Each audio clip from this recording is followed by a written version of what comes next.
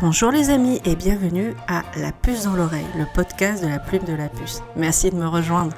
Aujourd'hui, on va parler d'Halloween. Oui, la fête arrive bientôt, dans quelques jours.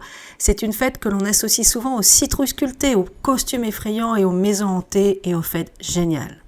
Mais derrière ces célébrations se cache une histoire riche qui s'étend sur plusieurs siècles. Allez, allons faire une petite remontée dans le temps. Contrairement à ce que beaucoup pensent, Halloween, ce n'est pas une invention américaine, mais bien européenne, et plus précisément, on le doit à nos amis celtes. Cette fête tirerait ses origines de la fête de Samhain, qui remonte à plus de 2500 ans. Après la récupération de la fête de Samhain par l'Église catholique, le terme Halloween est né. Il s'agirait de la contraction de All Hallows Eve, qui signifie littéralement « les morts viennent hanter les vivants » ou « la veille de tous les saints ». Dans le calendrier celtique, basé sur le cycle solaire, la date de Samhain marquait la fin de l'été et le début de l'hiver, une période souvent associée à la mort dans de nombreuses cultures. Cela constituait pour eux une sorte de fête du Nouvel An. La nuit de Samhain n'appartient ni à l'année qui se termine, ni à celle qui commence. C'est une fête à part.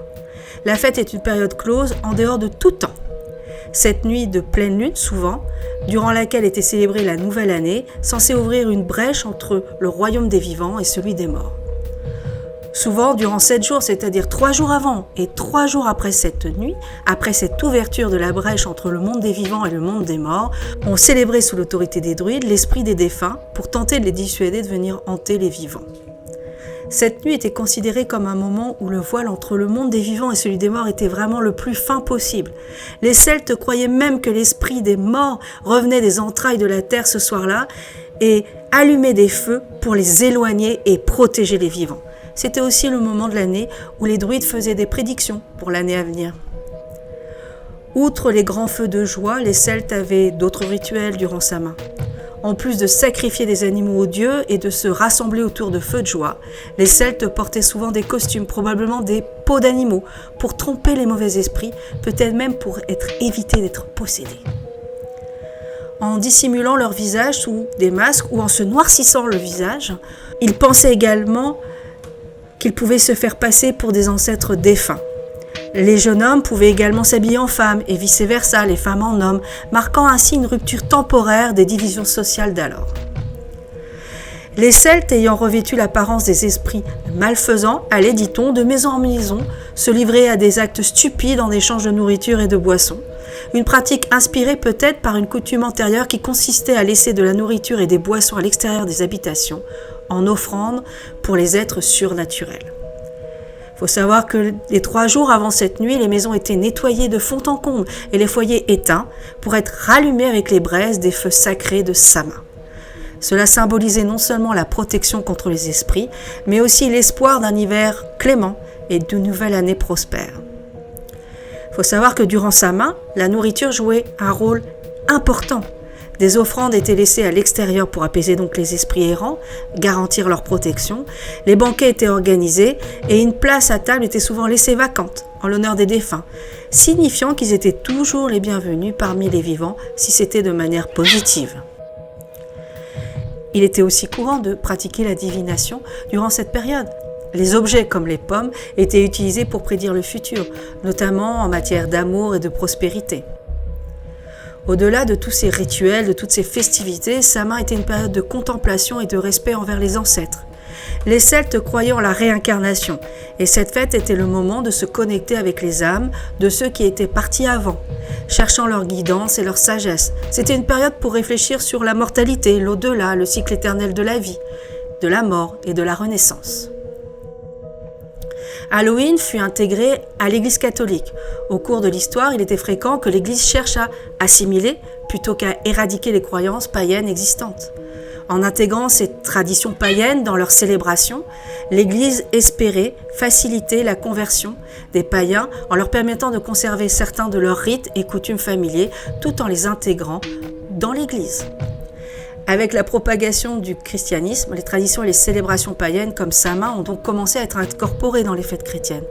Au 8e siècle, le pape Grégoire III a déplacé la célébration de la Toussaint, le temps pour honorer tous les saints, du mois de mai au 1er novembre.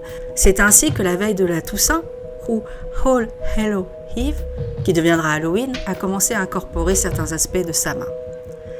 Puis, au cours des siècles, les traditions ont fusionné. Si les feux de joie et les commémorations des morts sont restés, des éléments chrétiens comme la prière et la vénération des saints y ont été ajoutés.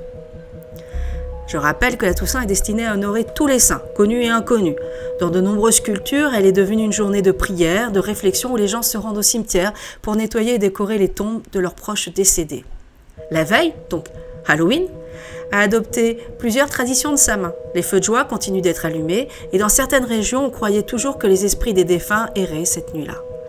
Cependant, la peur des esprits païens a été remplacée par une vénération des saints et des martyrs chrétiens. Les gens commençaient à se déguiser en saints, en anges et même en démons, symbolisant ainsi la lutte entre le bien et le mal, entre le paradis et l'enfer. Avec l'incorporation de certains éléments chrétiens, de nouvelles traditions ont vu le jour. Les gens ont commencé à prier pour les âmes des défunts, en particulier celles qui étaient censées être au purgatoire, attendant d'entrer au paradis.